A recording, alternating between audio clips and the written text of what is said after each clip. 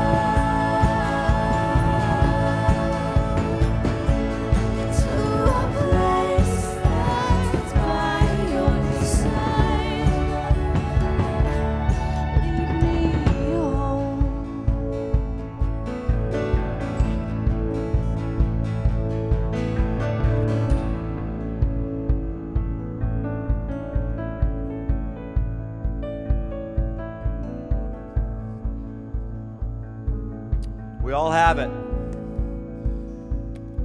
The contents are a bit different. Maybe the weight is more or less than others, but we all have it. Baggage. Things from our past that keep us from being who we are, and things that actually define where we want to not go again. We're talking about getting to a new place today. A new place where there is peace, there's joy, there's contentment, there's significance, success, oneness, regardless of what the temporary circumstances might be. I just want you to open your mind and see that this actually might describe some of the reasons why we are the way we are, some of the things that you and I do, the things that we do. Because there's a through line that goes throughout the entire Bible that basically shows that all of us are born orphans. Yes, all of us are born infants. Yes, that's very true. All of us are born at a very early age. All of us are not only born infants, we're born orphans. We're born with something wrong. We're born with something that is missing. My main goal today is to help us see some of the bad news about our life. I want us to see the bad news. I want us to see the natural condition that we're in. And I want to do that in part by giving you some of my story, helping you see some of the baggage that I have. Pine Box Derby. And I remember spending the day painting it up, and my dad coming home from work, he's a nuclear engineer, pretty meticulous guy. He took a look at all my work he'd done. He said, "Okay, Brian, let me just touch it up." And he took the paints and he worked over for about a half an hour. And by the time he was done with it, I couldn't even recognize it anymore. He just touched it up. And this was where I had the first memory of having a hard time receiving feedback. Orphans don't like receiving feedback. When someone tells you something that you don't like, that you're not doing, no matter how nice they say it, it's hard. It's difficult. It's hard not to take it personally. Another thing that I had in my bathroom is a little Old Spice. Got my Old Spice. During Christmas, wrapped and in my stocking, I would get Old Spice. I would get Old Spice deodorants. And you open up a new toothbrush, and you open up dental floss, you go, wait a minute here. And all of a sudden it starts to bother you. And I think if I look back, this is the first time when I can identify that I didn't feel that I was worthy of a gift. Orphans have a hard time getting gifts. We have a hard time seeing God as generous. We view God as cheap, or we view God as unworthy. And I started to view God as cheap. Like any authority figures, I can work for it, or I can earn it, or maybe you can loan it to me, but an actual gift that's extravagant, amazing, I didn't see that in my parents at that point, and I didn't see that in God. Let me see, what else do I have in here? Oh, this is one of my degrees. That's right, I have a degree called the MDiv, the 3-year degree. I have a Master of Divinity. You might have a MBA, master business, whatever. You know what I master? I master the divine. That's what I master. The worst time in my life, my relationship with God, was probably halfway through seminary, because I was getting so much knowledge and feeling so good about myself. I felt like I had all the answers. And of course, if your answer is different from mine, then you were just plain dead wrong. Not only were you wrong, but you didn't know God. Not only did you not know God, He probably didn't even like you. We have an inability to love others who are different than us. Inability to love others who are different from us. Other things that I have is, yes. This is a magazine that comes to pastors, maybe every pastor in America, a lot of them. It's called Outreach Magazine, and this specific magazine is the holy grail of all issues. This is what I refer to as pastor porn right here. It's got amazing articles in it, and it's even got a centerfold. It is unbelievable. Oh my goodness! Yes, it even has a centerfold, 1 to 100 of every rank. This is the largest. Not only that, it's not just the largest. Size does matter. It's not just the largest.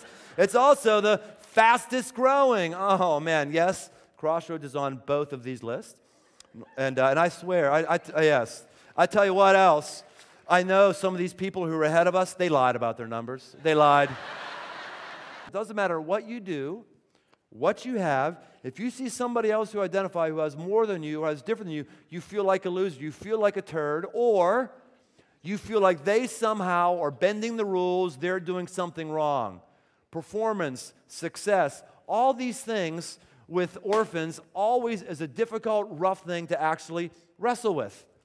Yeah, my motorcycle jacket.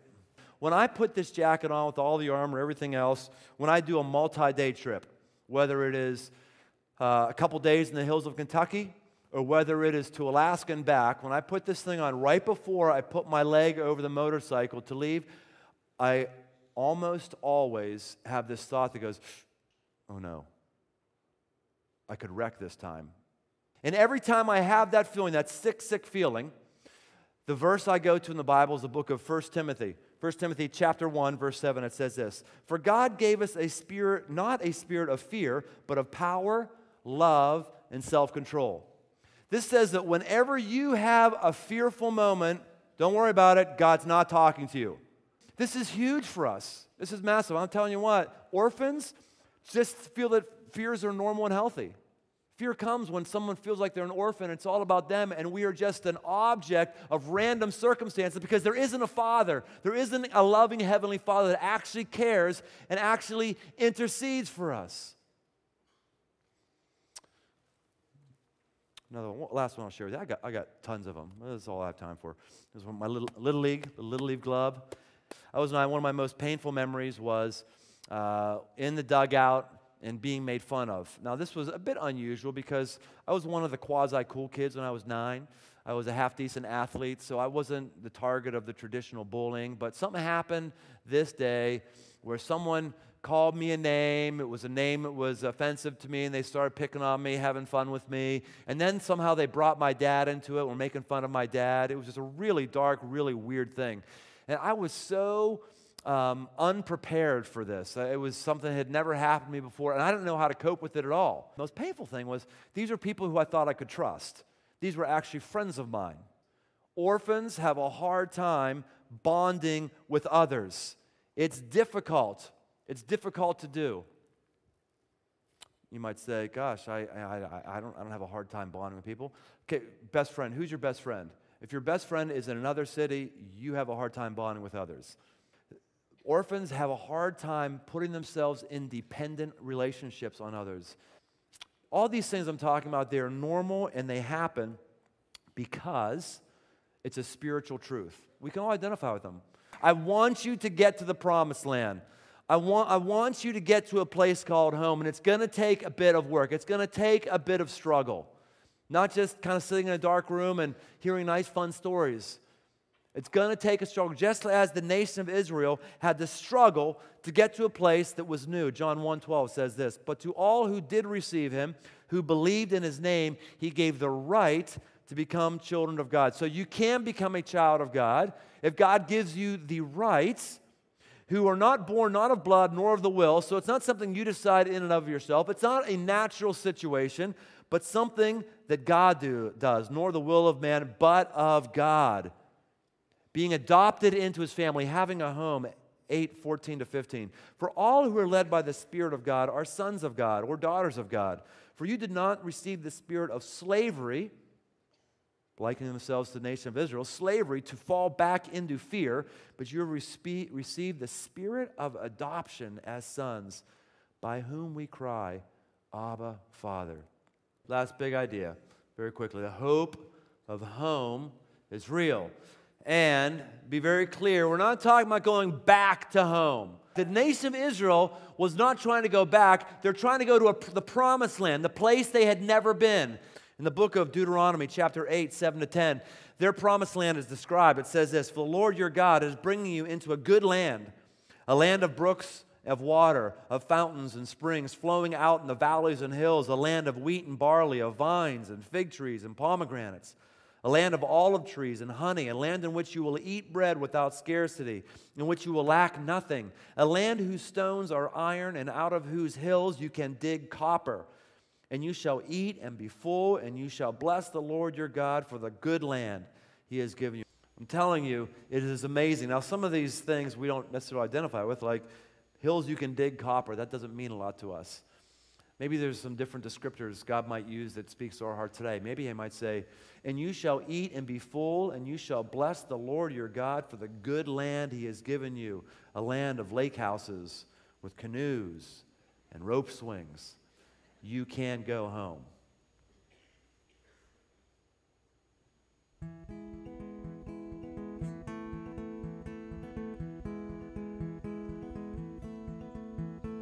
Hold on to